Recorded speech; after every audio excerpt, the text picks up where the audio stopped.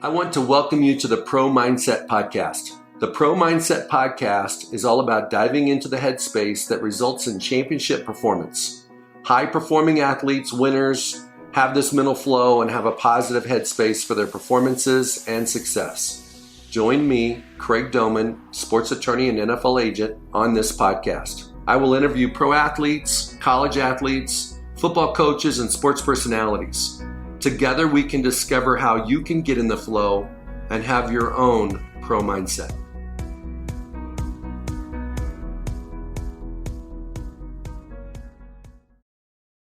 Hey, I want to welcome you, Steve, to Pro Mindset Podcast.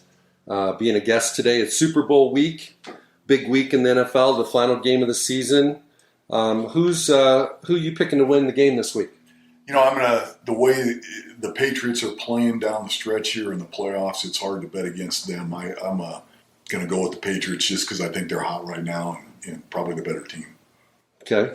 What makes the Patriots special? I mean, you know, this is Tom Brady's 9th Super Bowl. Bill Belichick's just a vice grip on the AFC East. You know, they've won it like 10 years in a row. Right. Like 14 out of 15 years or something like that. I mean, I know you haven't worked for that organization, but from the outside looking in, what do you think's going on in that building? Well, I think from a coaching standpoint, and I've had a chance to compete against them, coaching with the Buffalo Bills on a couple different occasions and seeing them up close and personal, so to speak. So I think one thing they do better than anybody else is just adapt to the situation. They don't do their scheme and live with it. They're going to adapt their scheme to their players, to their opponents. And you never know quite what you're going to get from those guys on both sides of the ball when you go into a football game. So I would say the way they coach and their adaptability is a big key to their success. Being a coach and a player, you're probably not a fan, but as a coach fan, what's your favorite Super Bowl of all time?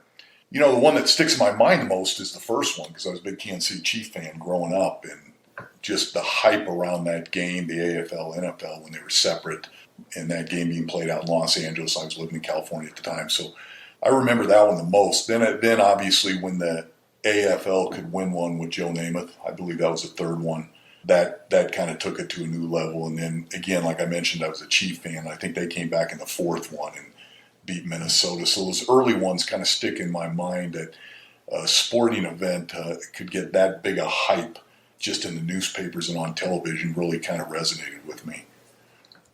My favorite one was the 28-3 comeback because I'd never seen a comeback like that Right. with the stakes, Right. you know, with those high stakes involved. For Brady and Belichick to come back against the Right. Falcons was amazing. What factors do you believe are the most important for championship teams? Not just the Patriots, but, you know, the Rams, the Chiefs, Golden State Warriors. What are the attributes and the traits of those programs that are different from everybody else? I think number one, they're well-rounded, so to speak. They're not a quote passing offense or just living with good defense. The teams that kind of can make that run through the playoffs play good in every aspect. They're good on special teams. They're good on defense. They can run the ball. They can throw the ball. You know, and they play good situational football. So I think once you get one-dimensional and you get to that level of the playoffs, somebody's going to find a way to shut you down. And so I think you look at those teams, you know, they talked about the Rams throwing the ball all over the place early, but they can run the football and they've been playing good defense as of late. So I think that's why they made the push. Let's talk about quarterbacks. You know, everybody talks about Tom Brady being potentially the best of all time. What do you feel like separates Tom Brady from everyone else?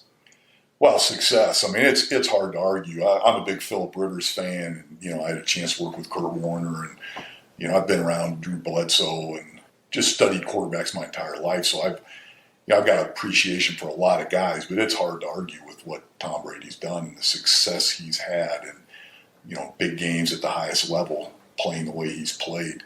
I think when you look at quarterbacks, obviously there's a certain type of skill set that has to exist to be a good NFL quarterback or borderline elite NFL quarterback. And I think I think sometimes we make too big a deal with a Tom Brady or a LeBron James being able to carry it. I think for the most part, those elite quarterbacks still are in good situations with good players around them and good coaching that helps them get to that level too. But the one thing I think you see in all those guys is just an unparalleled passion or love of the game, and not just the game, to compete in the game and to really almost destroy you. They take that passion of game and competing to a level that it's just not matched, and that's what really I think stands out with those elite quarterbacks. I agree with you. I think that Tom Brady seems to have a spirit of a 25-year-old. Right. And the guys that dominate, like Brett Favre, it was a game. Right. He acted like he was playing in the neighborhood every Sunday and wanted to kick your ass. Right. That's big. I mean, wanted to dominate you. No question. And the other thing, when you're around those guys, and I like I said, I've been fortunate enough to be in the organization on the practice field with some guys like that, and they don't take a play off. They don't take a rep off. Everything matters. If that ball hits the ground on a Wednesday practice, they're pissed. They just that competitive drive is so far above what you think the normal athlete has. And I think that translates into just big time success at that position. Well, let's talk about Phillip Rivers. What is his DNA? What makes him 37 years old, still striving for success, and got to the divisional round this year? Obviously got beat by the Patriots pretty handily. But what drives him and what makes him a special player? I will say this. He's a special person, number one. You don't come any better than him as a guy off the field and the things he does as a family person, his religious beliefs, his work in the community. It's a thing of beauty just to be around the guy. Obviously very, very talented. Was able to do it over quite a period of time like Brady. I mean, his success, you're not talking a year or two, you're talking decades of being able to play at a high, high level. And one thing I will say about Phillip, he is who he is, and I think this is important, and I would bet most of the Hall of Fame type quarterbacks would fall into this category. They may not be best friends with everybody on that team or everybody on that staff or in that organization, but they can relate to everybody. And that's one thing I was watching Phillip. He had a way, it didn't matter if it was a defensive lineman from LSU or an offensive tackle from Northwestern. I mean, he had a way of, like I said, not maybe being the best friends with the guy, but he could relate to everybody and everybody could relate to him. And that belief in that guy as your leader then kind of permeates throughout the building. And it's neat to watch that. It really is. So to kind of summarize a couple things you said, Coach, is the best ones are relatable, which makes them a great leader. Right. They have passion. Right. And they are competitive son of a bitches. No doubt. And I'll give you an example with Kurt Warner. First guy in the building, last guy out. You've heard that with a lot of these guys, but I'll tell you what, they were in your office asking about a blitz, how we handling this with this protection. At 7 a.m. on Tuesday morning, they had already gone through all the game tape. Those guys just their preparation matches that passion, and it makes you a better coach. It makes you have to keep up with them, and a lot of those guys are like that. Let's talk about Kurt Warner. Went from stocking shelves at a grocery store, got an opportunity with the Rams before you got there. Right. And then, unfortunately, Trent Green had an injury that gave Kurt an opportunity to take the position. Share with us, kind of you did with Phillip. What do you know about Kurt Warner and why he was successful with the Rams? Well, and again, I'll go to the off-the-field stuff. The guy's an A1 human being. I mean, just a super person off the field, and that's very impressive in and of itself. I got there, and Mike Martz was kind of designing and coaching and calling the plays with that greatest show on turf, and was really cutting edge, did a great job. He's a fantastic football coach. And one thing Mike did was he blitzed you every day. I mean, he took the offense and stressed it. It didn't matter what time of year. It could be OTAs, it could be 2 days, it could be during the season. We were pressuring ourselves quite a bit. And that's the thing that stood out at that point in my career with Kurt was his ability. It seemed like the faster the defense got, the more it slowed down for him. And then you started to realize how his ability to process things and not just process with chaos around him. That's you hear that word process a lot with quarterback coaches, but it's easy to process when things are clean. But when you can process with 6 and 7 man pressure and guys getting walked back into you and still It just seemed like with him, that ball, I knew the play, I knew the defense. I'm looking at a script, and that ball still came out faster than I could resonate it in my mind. So that to him, a super accurate player, was smart, could get the ball out fast, and utilize some pretty good players on that football team. Yeah, he had some talented receivers. Yeah. When you break down a quarterback, a lot of coaches look at the quick release. They look at the mechanics. Part of the quick release that I think a lot of people don't talk about is the quick mind. Right. So if you have a quick mind and you have quick mechanics and you have quick feet, so quick physical and quick mental is a great combination for a quarterback. And you need both. I mean, you can see it, but if you're long and big with your feet and long with your arm, it's going to slow you down and inevitably catch up to you at the college and the NFL level. And then you can be the quickest thrower of all time, but if you just can't quite work it through mentally, and that's a lot of reps and playing experience can improve that. But those two go together. But I'll tell you one thing, at the end of the day, what I've felt about quarterbacks is number one, you got to be accurate, and number two, you got to be tough. And those are non-negotiables. You don't have those, you got no chance. The rest of it, you work with, and you try to improve in the quickness of the delivery, and you like size. I mean, obviously that's a good thing, and athletic ability and arm strength, and all those things, are really good factors, and if you have them, they're pluses. But if at the end of the day you can't hit what you're throwing at, or if you're not a mentally and physically tough dude, it's going to come back and get you. So if you want to be an elite QB1, most coaches don't coach with pressure. Most coaches don't coach with chaos. Right. Because they're trying to get 11 guys, and this is at the high school level and the college level for sure. You want to look clean. You want to show all the other, if you're the offensive coordinator, you want to show the other coaches that, hey, my game plan is going to work. Right. Okay?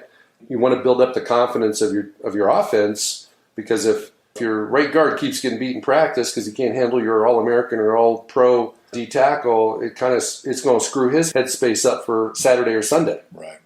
So, yeah, there is a fine line. I mean, there's a fine line between developing confidence players. You're 11 on offense. If they can't do it on a practice field, they're not going to do it on a game field. So, but on the same token, when you really look at football, it's the guys that can play when they're being pressured. They can play on third down. They can play in the red zone. They can play in 2-minute offense. They play in those critical situations. And if you don't practice those, then all you are is a first and second down offense that can, maybe run a power play and throw a hitch out there with some success. So, and that gets back to the comment I made about the Patriots and Belichick, in that if you do have a right guard that struggles, then you can't leave him on an island. You got to bring the tackle down and keep the tight end in. And so you got to be able as a coach to not just say, this is my scheme and it's going to work. This is what you should be saying is, this is the matchup that I have in my advantage. I'm going to try to make that a focus of the game, and then this is a definite mismatch, and I'm going to have to do this to help my disadvantage in this area. So, well, being in the NFL, one of the biggest roles of a coach in the NFL, especially on the offensive side of the ball, if you don't have a franchise quarterback, it's to find one. Right. And we've got the Senior Bowls, and All-Star Games, the Combine, Pro Days, private visits, lots of interviews. How do you know when a quarterback really hasn't played in a pro-style offense in college, whether he can handle that critical situation? Because from my perspective, the thing that really defines a quarterback in the NFL is the guy that can make the play on third and long. Right. Is the guy that can make the play on fourth down in overtime. Yeah. In the red zone. Consistently when the other team's bringing the house. Right. Okay? So at the end of the day, a guy could look good coming off the bus. He could look good in indie period, team period, 7-on-7. I mean, he could sound good on in the position meetings, but how do you know until you put him in that situation yourself? Right. Well, I don't think there's any guarantee, but I think number one, you look for, to give you an example of last year's quarterback class, I thought was really a good quarterback class. I studied it and I wrote it up for some people, and not everybody played in a pro-style offense, but when you looked at a Josh Allen at Wyoming or a Mason Rudolph at Oklahoma State, you tried to take the components within their offense that match the skill sets that you need to play in the NFL. Are they able to throw without a hitch? Are they able to throw with people in their lap? Are they able to make subtle pocket moves? Are they able to make radical pocket moves? Those sort of things. and to get back to kind of highlight what you said, when I had the ability being in an NFL building, I would make the cut-ups. I would just watch a guy on third down, or just watch a guy in the red zone, or just watch him when he's behind in a 2-minute situation, and see, how their level of play, did it elevate or did it go down in those situations. Yeah, it's funny, grading quarterbacks, whether you're recruiting kids out of high school to college, or whether you're putting together a draft board in the NFL rooms. It's a lot different at quarterback than it is at left tackle. You get a bunch of personnel people together, and they're going to agree pretty quick on the order of left tackles in the draft, but you're going to have people all over the place at quarterback because they look at them in different ways. And it's kind of an interesting thing to watch and to listen to other people evaluate it. But, at the end of the day, it's exactly what you said. They've got to play in the critical situations to be good in the NFL, and they got to be able to play from a pocket. And that's the scary thing right now, is the game in college is getting away from that as much as it can. And the game in the NFL still is, can I process and throw with people around me? So the development maybe is kind of lacking a little bit right now. So if you're a quarterback coach or an offensive coordinator in the NFL today, and you bring in a rookie quarterback like one of the first rounders last year, what do you know is going to be their biggest challenge, and how are you going to help them overcome that challenge? So let's just take Baker Mayfield. Okay. Did a nice job. He was the number 1 pick. He goes to the Browns. He has 2 head coaches. He has a couple offensive coordinators. He has an offensive coordinator by committee at one point in time during the season. What was his biggest hurdle, and how would you help him overcome it, and what did you see from the outside that he did to do so? Well, I think number one, he's a good player. His arm talent and his ability to anticipate throws, as I watched him with the Browns, was even more so than at Oklahoma. And so he did a very nice job, as did most of those guys that came out last year. And there's still a lot left to be done to say who's going to have the best career. You're going to have to sit and watch these guys for 3 or 4 years to see how they develop. But the number one thing is just getting them up to speed on the offense. That how quickly is he ready to verbalize plays in the huddle and be able to process things as he's going to the line of scrimmage, to know his keys.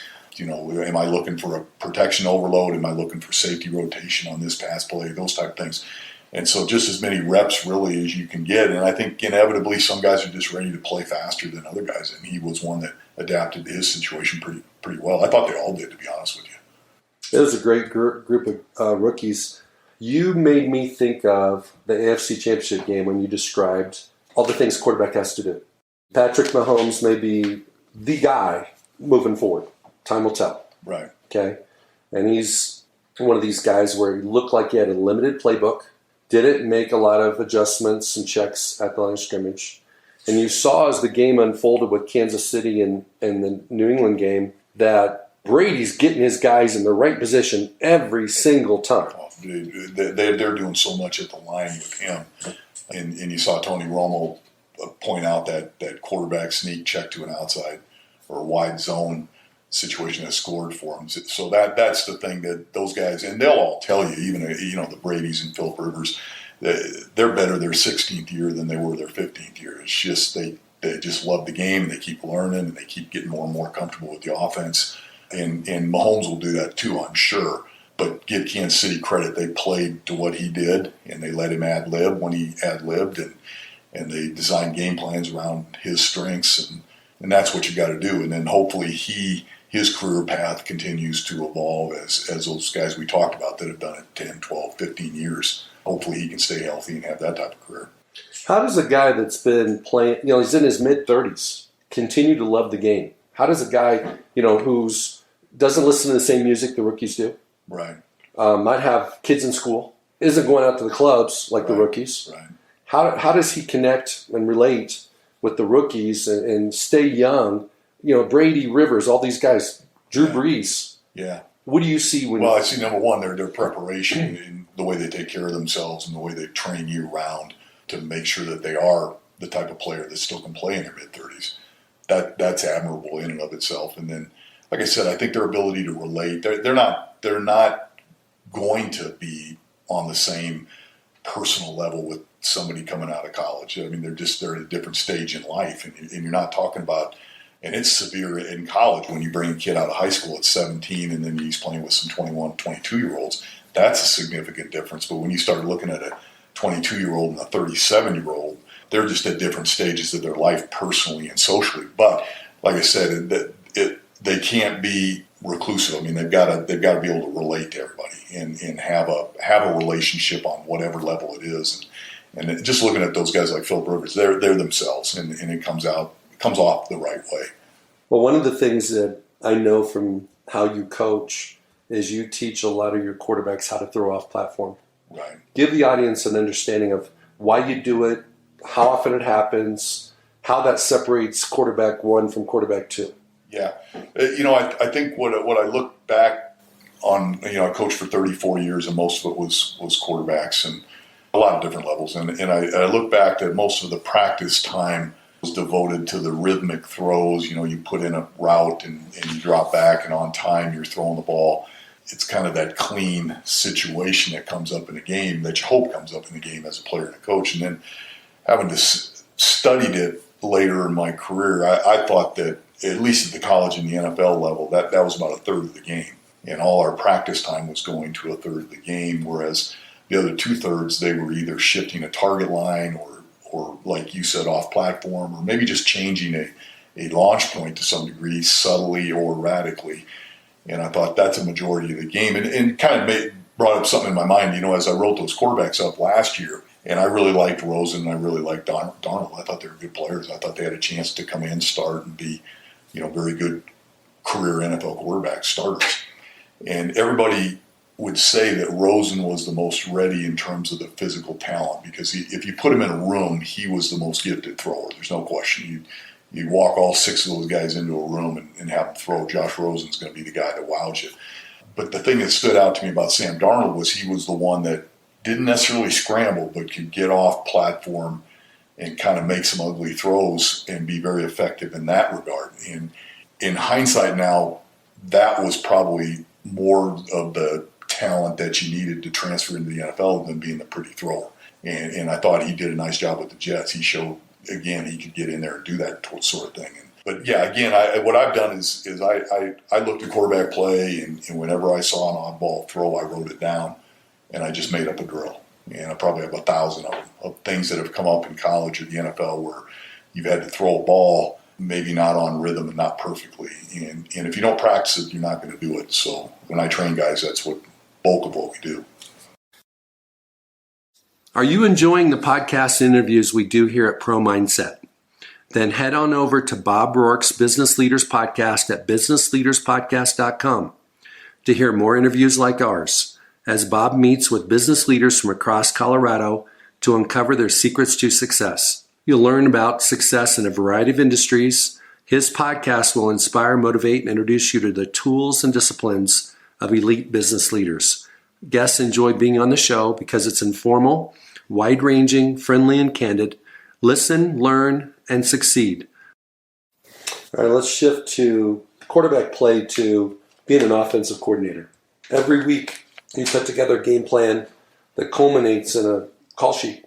Walk us through how you did that, and over the years, what you learned that worked, what mistakes you made that, young coaches that might be listening and go, man, that's what I'm doing. That's stupid. How do you get to a point where you can be very efficient, effective, and make sure that ultimately on the weekend, your quarterback especially, but your whole offense knows exactly what you're going to call, why you're going to call it, and what your expectations are for that play call? That's just a very, very intricate process, particularly at the NFL level. And it has a lot to do with your development through OTAs and camp of how you establish your quote base offense or your concepts, and then how much of that you're going to carry week to week and maybe disguise it with personnel and formations and shifts and those sort of things.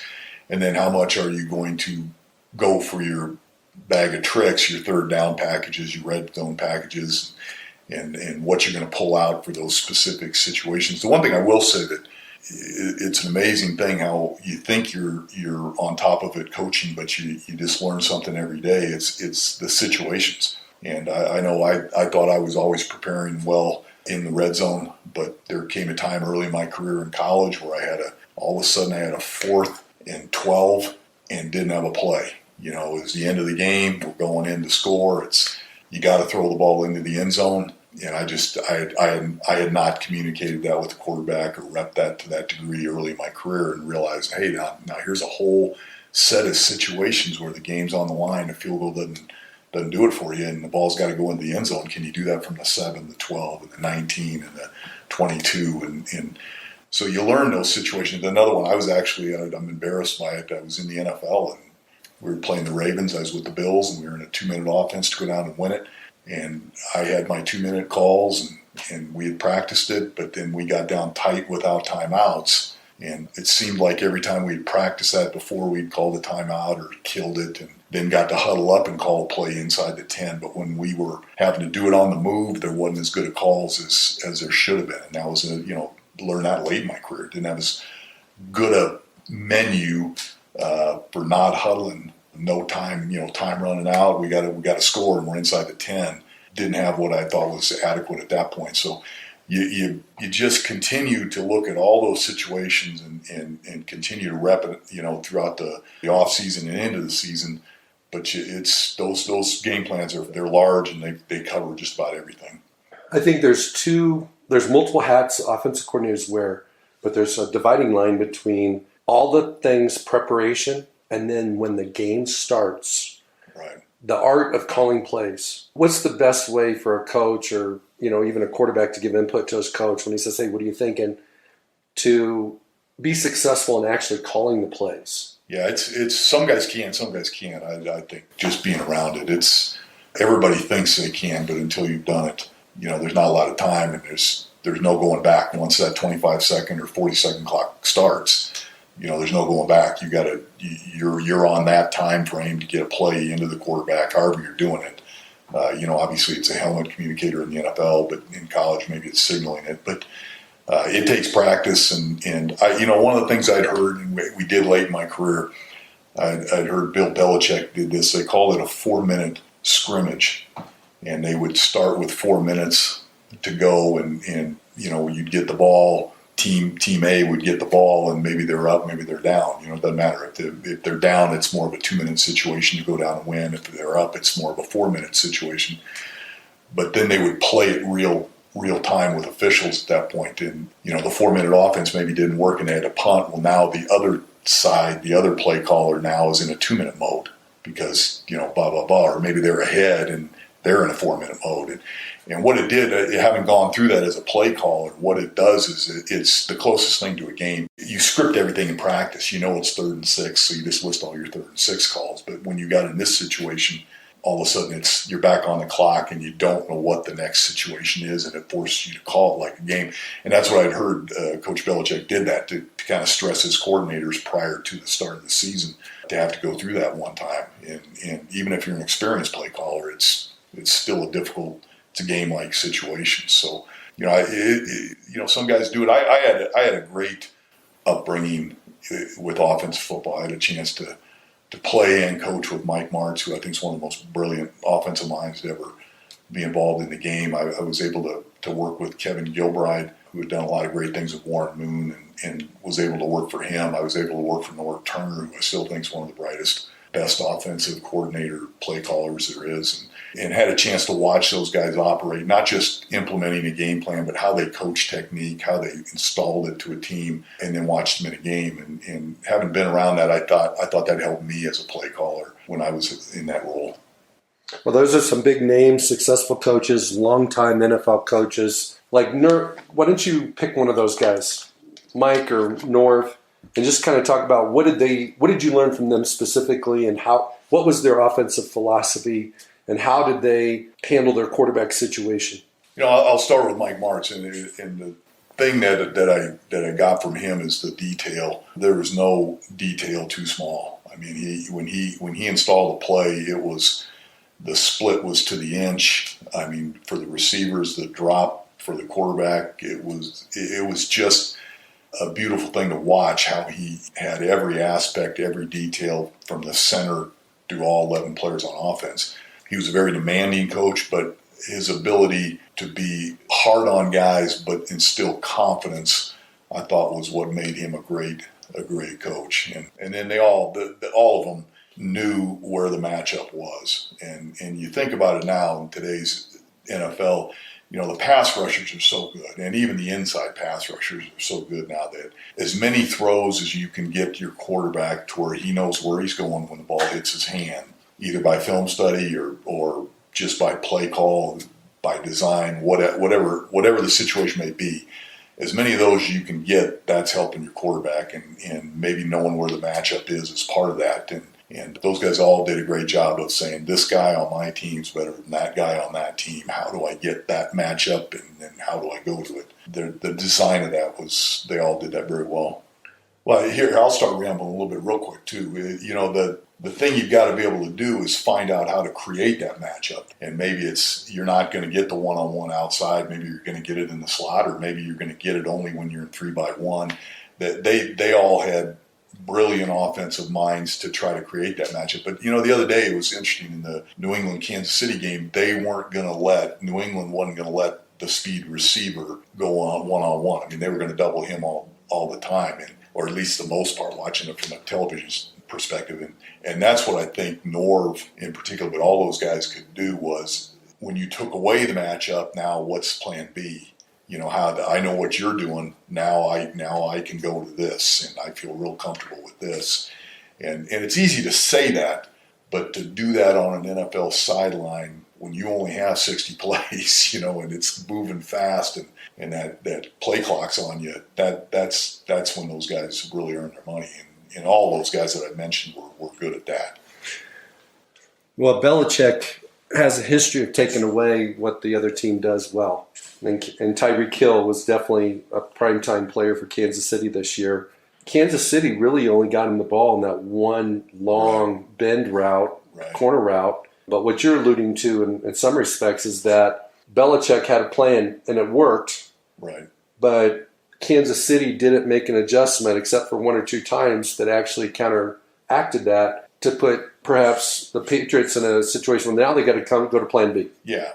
And I'm not saying Kansas City didn't do that. I know Andy Reid and those guys are good coaches. I'm just saying if you double Tyreek Hill, Kelsey maybe has an advantage, or even if he doesn't, somebody else does. And getting to that is one thing, but then executing it, maybe they did have a good plan, just didn't quite execute it. But I thought in that game the telling thing was the final drive with New England, because at the end of the day, you are going to hang your hat on what your players, so to speak. And those third downs, every one went to either Gronk or Edelman. I mean, you could have doubled those two guys and not covered somebody, you might have even been better off. But, they were going to go to those two guys when it counted. And it's just, it's a cliche, but it's true. And you hear it every time you just watch a game on TV. It is a game of matchups. And it's how do you emphasize the ones that are in your favor, and how do you de-emphasize or help the ones that are make you at a disadvantage. And going into the Super Bowl this week, I mean, Aaron Donald, at a 3 technique, you're going to need help. I don't care how good you are at guard. You're going to need help on him. So that's one that's obviously, when the Rams are on defense, it's in their favor. Now, what is New England going to do? How much is that going to compromise what they want to do in the run game and the pass game? But how are they going to not let that guy beat them? I'm interested to see that, see how many times they can get two hats on him. No question. I think Devlin, the fullback, may be an option. Gronk is way out. Yep.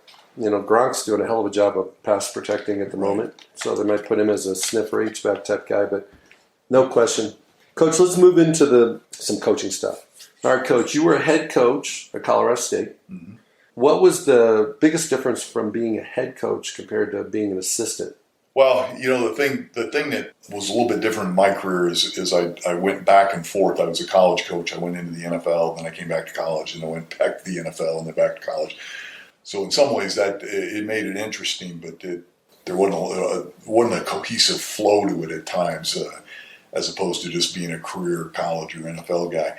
But to answer your question, that the biggest thing was I'd always enjoyed coaching the quarterbacks and having my room of people that I coached and installing an offense and maybe calling plays if I was in the coordinator role.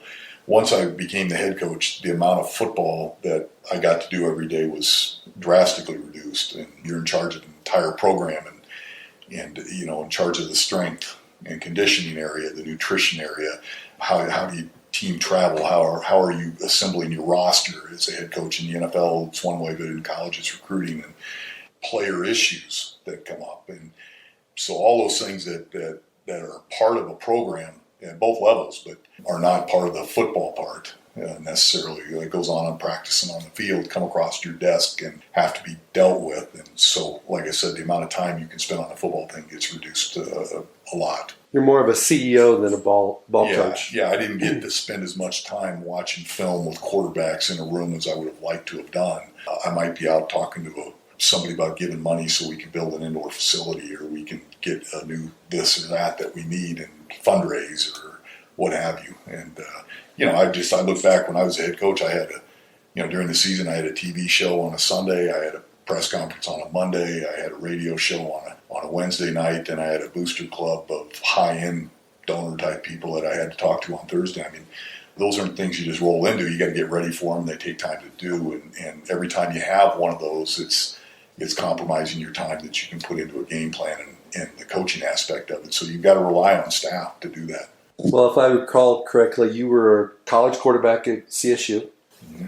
So you became the head coach at your alma mater. And you had a long, successful career in coaching, like you mentioned, as a pro coach and a college coach. Knowing what you know now, what would you have done differently as a player when you were, I looked at your bio to kind of get up to speed. You were a full-time starter your senior year, played a lot your sophomore and junior years. What do you wish you would have known then that you know now? I think if every player and coach could have a chance to observe or be a fly on the wall of an NFL facility and watch the amount of preparation that those athletes do, maybe during the season as well as in the off season when they're allowed to go into the building, then I think that the standard answer for me, both as a young coach and as a young player, would be, you'd work harder at your craft. You just didn't understand that there was that whole level out there of people that were preparing, probably better than you were. So that would be one thing. The more I was in it as a coach, I began to realize that there are some pretty serious dudes that are successful because of the way they take care of themselves and prepare. Who's the coach you either played for or coached with that had the biggest positive impact on your career? I'm not sure I can say one guy.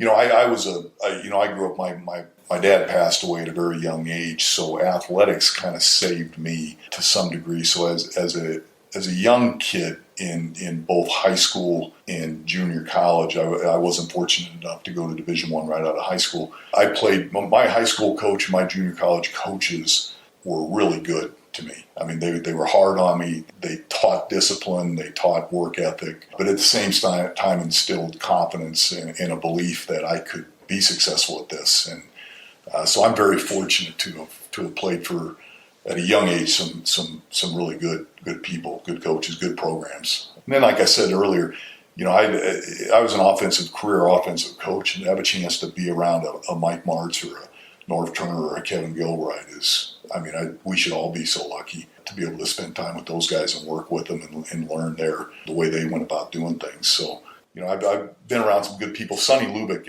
at Colorado State, I worked for him, and you talk about a person that could just deal with people in a special, genuine way and get the best out of people. He was remarkable. So kind of gave you a lot of people, but that's what this business is, the ability to work with people and take what you learn and communicate it the way you need to communicate it to be effective in your situation. And I've been around some really good people. Well, you may have already answered this question, but why did you decide to be a coach? And did you consider doing something else? Because it looks like as soon as you finished playing at CSU, you went back to your JUCO and became a coach. There was 1 year lag in there. And like I said, I think football and being involved in athletics coming from, a single mom, was a big part of keeping me out of trouble or wherever, headed in the right direction and doing good enough in school and those sort of things. I was certain at an early age that it was a possibility for me, but then when I graduated, I did take a year off. I went to graduate school, and it was the only year since I'm 60 years old now, and I think I started playing organized football when I was 8. So there's 1 year in that span that I was not on a team, that I was going to grad school and trying to figure out what I was going to do. And by by week 2 of the football season, I knew that I was getting back in football after that year. It created such a void in my life that I was going to somehow at some level get involved in coaching or whatever and do it. And so that's when I went that path. I took a year off and then said, that's enough of this. That is fantastic. Sounds like you were addicted to football at a young age, and you built a career coaching football. Very fortunate to have been able to do something, and I can't picture myself sitting at a desk 9 to 5. I just can't.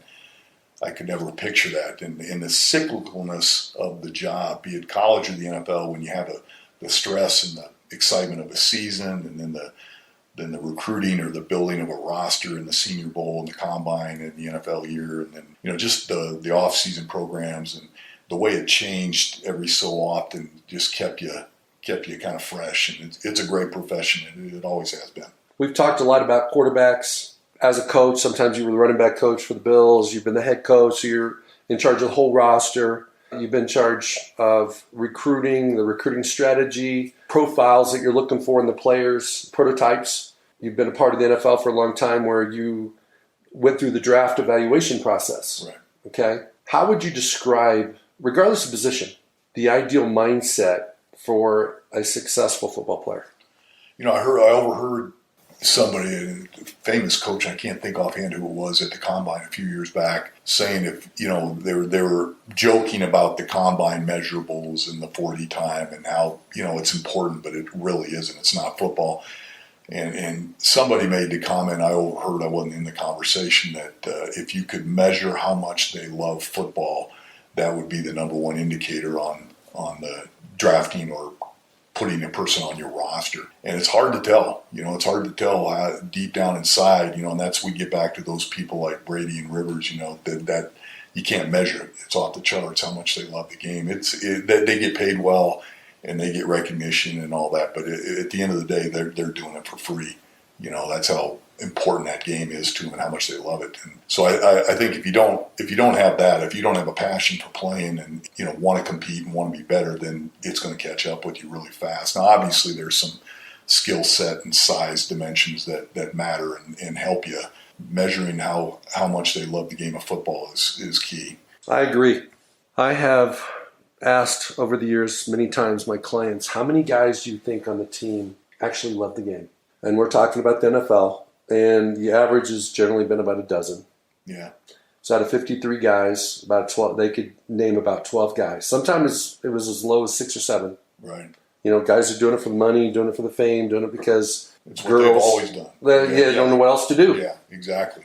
And I'll tell you what, I'll be honest with you. I don't think I've ever told anybody this. My last year of coaching, I didn't love it. That's why I got out of it. I've been doing it for 34 years, and I could tell there was something missing at that point, and just decided, hey, I'm at this age in life, and I'm in a good situation, in a good place, and maybe I can carve something else out there and go a different direction and still be involved in sports or football, but do it in a different way. But if you don't, you're selling yourself short. You're selling your team short. You gotta be there playing and love the competitiveness of it. And the second you don't, somebody's gonna come take your job anyway. Let's go back to quarterback mindset. Quarterback maybe doesn't see a backside safety covering the number 3 on the other side and gets a pick. Right. Okay, maybe a vertical route. How do you handle that situation with that quarterback? When you need, he's QB1. He's the best guy you got. You really don't want to put number 2 or number 3 in.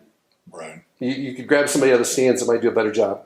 And this guy is down in the dumps. How do you build guys up, and how do you train them psychologically so that when they have adversity, they have failure, because football is a game of success and failure, that they treat it like a bump in the road instead of a wall? Well, it's funny when I started coaching quarterbacks, I thought that a lot about, this is tough. I mean, they're going to make some mistakes and make some mistakes at key times. At certain levels, they're going to read about themselves in a negative way or hear something about themselves. And, you got to be thick-skinned. You got to be a tough dude. And so what I always did as a coach, and then I got this validated because I did it in college, and then I had a chance to, getting back to Mike Martz, watch him do it at the NFL level, and he did it the same way. And that was, you just made it way harder to practice than a game would ever be. You were just in their face hard every rep of every day of their life, whether it's spring ball or OTAs. You made them accountable.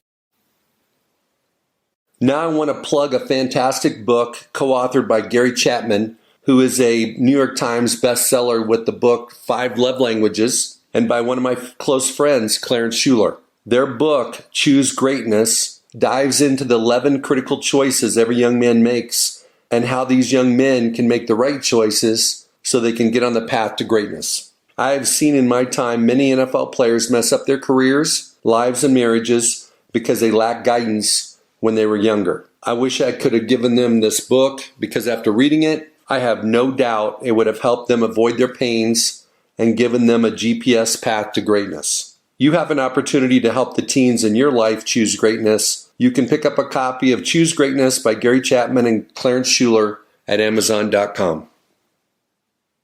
One of the secrets to driving a quarterback to success is to put him in the hot kitchen in practice so that when he gets in a game, he's never going to see anything tougher in a game. No, and that was our goal. I mean, that was, as a quarterback coach, my goal was to make it almost a relief for the young man that he was going to go play in a game and not have to go to practice. It was going to be so hard and demanding at practice. And I think when you get after him that way and when you coach that way, there's always a next play up mentality. You can't.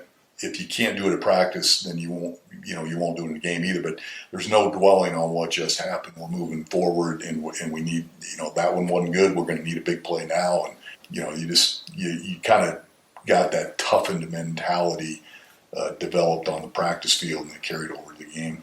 How do you help, and how do you coach a quarterback who might be number 2 on the roster, who isn't going to get a lot of reps with the ones, to put him in the best possible position so that when he gets in those critical situations in the games, he makes great decisions, great throws. He intuitively just does what you want him to do. So how can you simulate that outside of live reps? Because not everybody, even when QB1's doing it, 2 and 3 are not doing it. When you put in 2, 1's not doing it. Right. So in addition to creating chaos in practice on the field, what else can you do as a coach to create that chaos? Well, I think number one is, and I've been in a lot of quarterback rooms, some guys do this very well, some guys neglect it, but you got to realize you're coaching everybody in that room. You're not coaching the starter. You're coaching everybody in that room. And when you're watching film, it may be the starter on the practice tape doing that rep, but there's no reason why you can't be in the other 2 guys' lap about what's good about this, what's bad about this, what do you see in the coverage. So I learned a long time ago, you're one play from the dude in the other chair having to be your quarterback. So you better make sure everybody is attentive all the time in every meeting. And then likewise on the practice field, when one guy's repping, there's no going over the water. You're standing there watching it from behind like a coach and reading it out and getting a visual rep. Not that that's as good as playing, but there's an art to doing that. And I think some guys do it really well, but you better be coaching the whole room, not just the guy that's playing. Well, one of the things that I've seen being an agent for more than 25 years is that if a young man believes in himself, then his teammates will start believing in him. As long as he's not a fraud. Right. You got to believe, but you also got to put the work behind it as well. So my question is, this is a chicken or an egg question. Do you think most players believe in themselves after their coaches believe in them? Or do you think the coaches believe in the players first because the player believes in himself? I think you want players that believe in themselves the second they walk into your program. Now they're not going to be all the way there physically, say they're incoming freshman or a rookie in the NFL. There's a lot to learn. They know it, and there's going to be some bumps in the road. But guys that believe in themselves first, and then as a coach, it's your job to enforce that, to rep it, to develop that success, even if it is a blitz period in the practice field where there's enough good things happening to where this guy says, hey, this is going to translate out onto the game field. Last question, Coach. There's a young man out there that is playing high school football, and he has a dream of being an NFL quarterback. He hasn't even played in college yet. Maybe he doesn't even have an offer yet. What are the things that a young man can do? He might be 16 years old, or maybe a starting quarterback, a mid-level high school in whatever state in the country. What are the things that he has to get in his toolbox? Obviously, if he's not killing it at his high school, right, not going to get looked at by the colleges. So, right. right here and now, I guess what I'm wanting you to do is mentor those young men that have that dream that don't know what they need to be working on. Right. Well, number one, like it or not, when I was growing up, you played 3 sports, and not to say you still can't do that, but being a quarterback nowadays is year-round training. I mean, if you're not throwing a football every week, somebody else is, and they're going to take your job. So obviously the preparation year-round, if your goal is to be the starting high school quarterback, or you are the starting high school quarterback and your goal is to get to Division I or play college football, it's going to take a year-round effort. Your weight training, your throwing, the things that you have to do off the field, not just when your coach is around, but when you're on your own, develop your skill set to get to that level. Because like I said, if you don't, somebody else is, and they're going to take your job. I will say this, though. Everybody has a different path. And there's some 5-star guys that are getting offered in 10th grade. And then there's guys like Aaron Rodgers that don't get offered and have to play junior college. Everybody's got a different path. And it's the key is to not be discouraged, believe in yourself. And at the end of the day, it's playing when you get a chance. And that's why, I do some quarterback training. And one of the beautiful stories was Kyle Sloter a couple years ago. He did not start the first game of his senior year in college. He wasn't even the starter at his college up in northern Colorado. The starter gets hurt, he goes in and plays, and when he had a chance to play, he played well. So that piqued some interest from NFL people, and then when he had a chance to play in the preseason, he played well. And at the end of the day, he believed in himself and produced when the time was right, and he got there. So, again, everybody's path's different. Just there's no substitute, though, for the hard work and the preparation and the belief in yourself. Outstanding. There we have it. Coach Steve Fairchild, longtime NFL and college football coach, offensive coordinator, head coach, has coached the likes of Kurt Warner and Phillip Rivers and Bledsoe and a bunch of other guys. I want to thank you for being on today. Thank you very much. It was fun. Thank you for listening to this episode of Pro Mindset. If you enjoyed this podcast, please subscribe, rate, and review this podcast. 5 stars, of course. You can follow us on our website, ProMindsetPodcast.com, or on Instagram, Twitter, and Facebook at Pro Mindset Podcast. Thank you so much for listening. We'll see you the next time.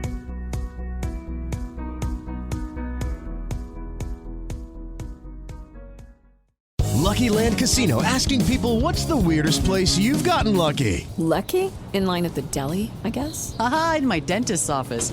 More than once, actually. Do I have to say? Yes, you do. In the car before my kids' PTA meeting. Really? Yes. Excuse me, what's the weirdest place you've gotten lucky? I never win and tell. Well, there you have it. You can get lucky anywhere, playing at LuckyLandSlots.com. Play for free right now. Are you feeling lucky? No purchase necessary. Void where prohibited by law. 18+. Terms and conditions apply. See website for details. Leftovers. Or the DMV. Number 97. Or house cleaning. Or Chumba Casino always brings the fun. Play over 100 different games online for free from anywhere. You could redeem some serious prizes. ChumbaCasino.com. Live the Chumba life. No purchase necessary. Void where prohibited by law. 18+ terms and conditions apply. See website for details.